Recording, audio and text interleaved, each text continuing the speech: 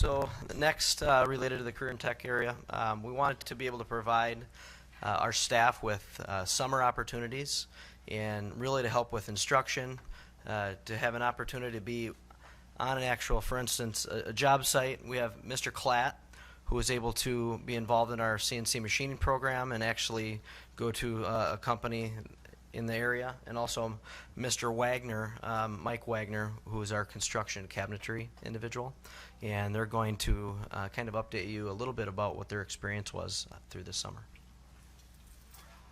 All right. Like I said, my name is Mike Wagner. This is my first year at Beloit Memorial High School, but not my first year in education. And thank you. I'd like to thank you guys as well, and I really appreciate the opportunity. Mr. Rui said you were looking for a guy to help build your construction program, Construction 1, 2, and 3, because you're implementing a new house build project in the community, which is a vital part of the construction program. And the support here, I'll tell you, I've been in a few other districts, and it's second to none. I'm very, very impressed with the job you've done as a school board, and I thank you. With that being said, the support that you give us, here's a prime example. These externships that give us further education in our fields are second to none. You can't learn this material out of a classroom setting. So this is great. My 2 one-week externships, one was split between a cabinetry shop in Downing, Wisconsin, and a countertop facility that my buddy owns in Eau Claire. And what you're looking at in those pictures right there is a beginning and end product. And the bottom picture there is a brand new state-of-the-art countertop, and I say that because before this technology was introduced, you could only get undermount sinks on a solid surface countertop. That's actually a laminate top with no break underneath of it, so it's a tight seal. So this is a brand new technology. Without having this opportunity, I wouldn't even have known it was there. So thanks for that. On this next slide, this is my other one-week externship at Double D Builders in Evansville, Wisconsin, and I work closely with their rough framing crew, headed by Mike Harnack. And again, unless you're there physically moving those 16-foot 2x10s and learning the layout on the house itself, it's pretty hard. You can look at a book, look at a blueprint all day long, but until you physically grab one of those after a day of rain and your boots are 15 pounds each, then you can really truly convey the message to those kids and relate what you learned on the job site to what they're going to expect in the real world. And the kids respect it. When you tell them true stories, that's when you really connect with the kids. Here, just some general things. The bottom picture in the middle, I actually was working by the end of the first day, finishing countertop edging. That's called edging. The middle top picture is a custom toe kick and cabinetry. The top left is just another code. The top left and the bottom right are code pictures. You see the laminated lumber, any span over 5 feet. They don't use 2x10s as headers. They use laminated lumber, so that's another thing you can bring to the classroom. Also, the bottom right picture shows a bracing with a 2x4. I didn't know a trick of the trade was they don't put the jack studs underneath the headers in the house until they're done bracing the walls, because then those braces double up as the jack studs in the housing. So a lot of different little tricks that I can show them what are going to be expected of them in the real world. So again, thank you very much and appreciate all your support. Cool. Good evening. I'm Chris Klatt, the CNC and welding instructor. This summer I had a great opportunity to partake in the externship, mainly because of the foresight of the school board, and thanks to Ryan for helping us out with this. I spent my 2-week internship at Rockford Burrell in Rockford, Illinois. Just a little idea where it's at. So a little bit of a drive from home getting down there, but well worth the trip. One of the comments that I had was talking to the owner, who's Tom Smith, and this is early on in the internship, and I said, well, what do you want me to do? He says, whatever you want to do. So you can go anywhere in the company and do whatever you need, anything we can do to help you. We'd be more than happy to help you out with whatever you need. So I was given full reign. Just in talking with him and trying to get a little bit of insight into some of the employees, where he has 30 employees down there, and talking with them and getting to know intimately a number of the employees down there, their dedication to that company, because they're taken care of. They do some pretty high-speed work down there. And they're putting in 60, 70 hours a week on average, many of the employees. And I said, when do they have time for family? He says, well, we work that in as best we can, and they get holidays, they get paid vacations, et cetera, so they do the best they can. So He really cares about his employees, and he really cares about the education, and he really cares about me as a person coming in there and whatever he can do for me.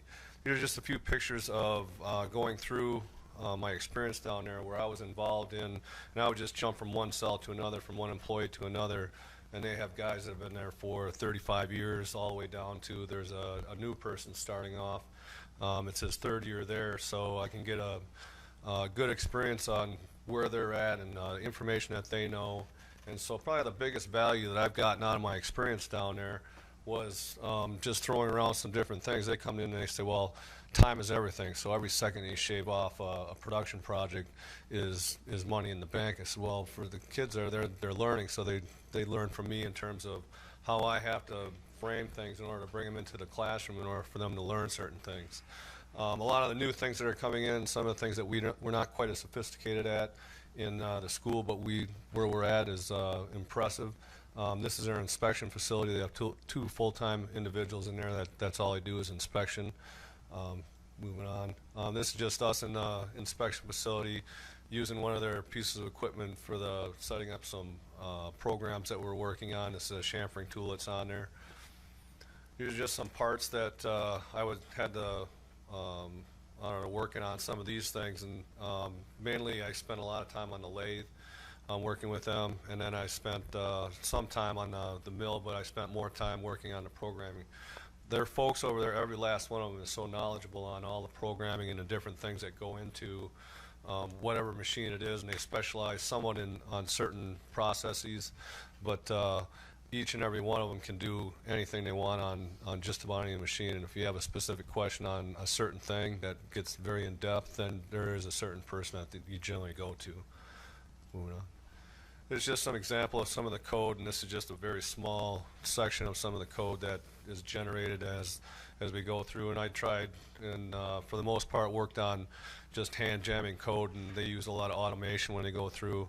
And so just going through this and just getting how they formulate their code, etc. And again, this is just a very small example of numerous pages. This is one of the projects that I worked on for their MasterCam, which is some software for generating some tool paths, etc.